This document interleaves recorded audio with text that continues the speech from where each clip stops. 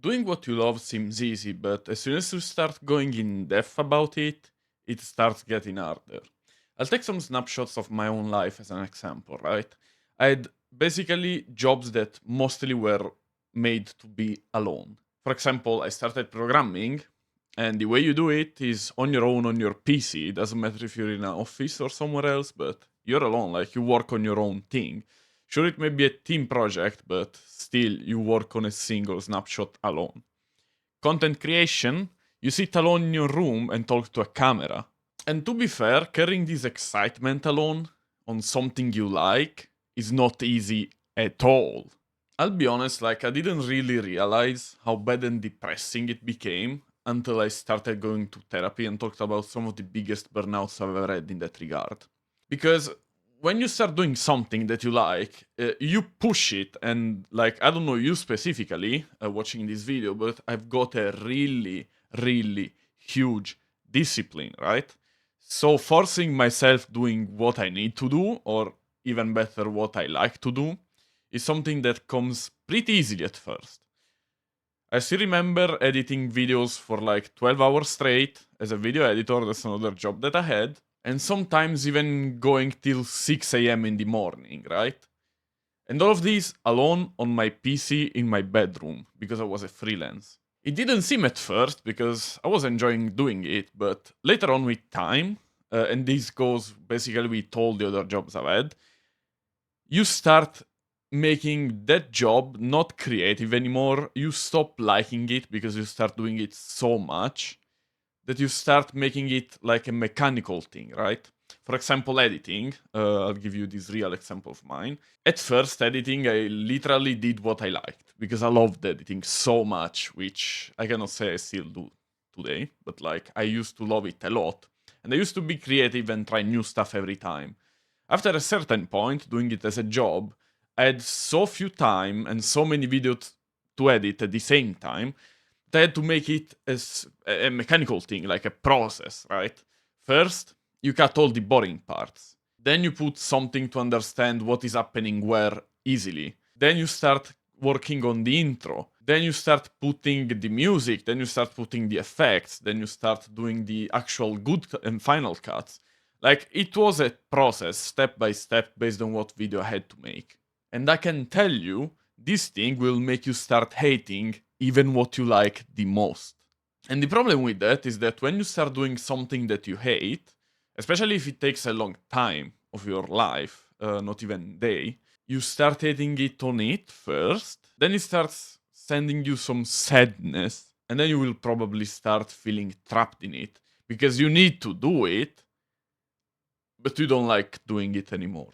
But there's one way that I've found that helps a lot on avoiding this problem. I realized it with time and experience mostly, especially during the content creation part of things, because I literally had no one to talk about it with.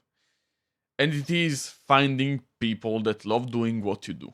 Because if you have people that share the same excitement that you have for whatever matter you're dealing with, you're basically the most lucky person in the whole world. It is a priceless thing. And the best way about going at it is not only talking with those people, but even sometimes working together. And I don't mean like specifically working on the same project or something like that. I even mean just being in the same room, doing the same thing but on different. For example, edit both of you editing videos, but on different videos for different creators, it doesn't really matter. Obviously, this has downsides too, don't get me wrong. For example, focusing while having other people around may be harder, and sometimes you may get lost in chatting with them. Yet, I can assure you, with the right people, it will work out no matter what. At maximum, you can still be alone sometimes when you need to actually focus hard, and just a few times go there like in a co-working space, let's call it, which could honestly be even your house. Or even better, I still remember the first time I noticed that this was actually good, like it was working really nicely, even if not IRL, like even if you do not have company IRL. I was studying YouTube for my content strategy stuff, and a friend of mine invited me to study together over Discord, a Discord call on a Discord server. And Like, we weren't even studying the same thing, right? They were studying a real job, let's call it. I mean, honestly, they were studying for the university, so it ain't really a job, but whatever. Let's fake it being more important than everything else. So, like, we were doing completely separate and unrelated stuff. But we stayed in the same room, Discord room, obviously, with a bot playing lo-fi music and each one of us studying whatever the fuck we were studying.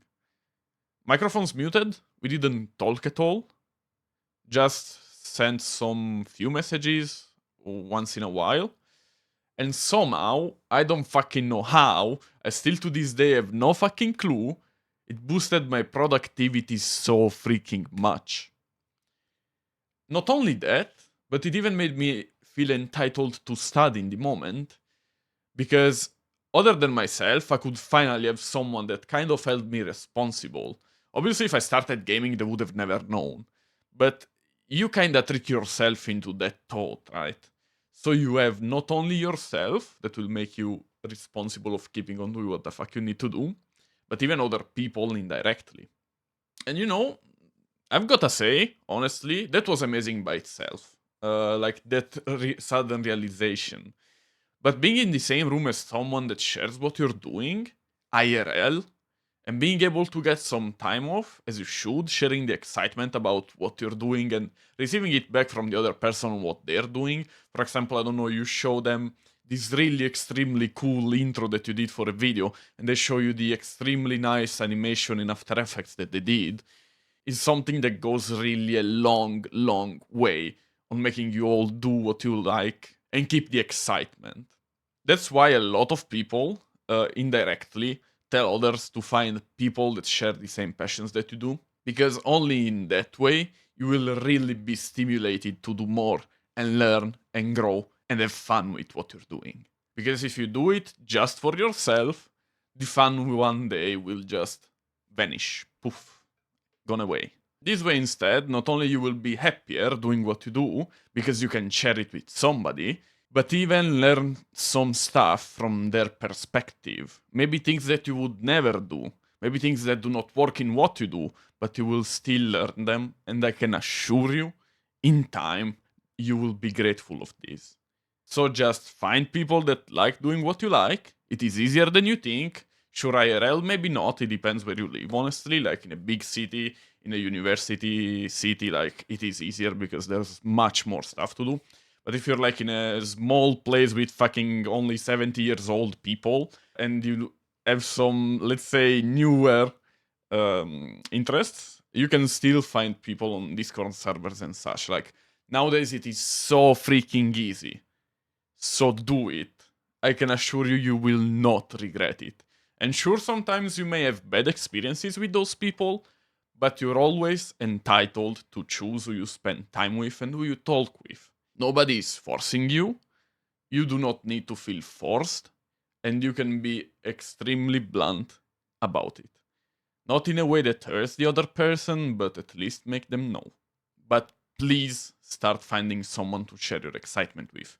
You have no idea how many times I would have surrendered doing what I was doing because I had no one believing in me or because I had nobody to share my experience with. The sooner you fix this problem, the sooner you'll get successful doing whatever the fuck you want to do. I'm not kidding. It is as they say, they all think you're crazy until you're not, right? Well, start finding people that are crazy as you are from the other people's perspective, while in reality you just ain't.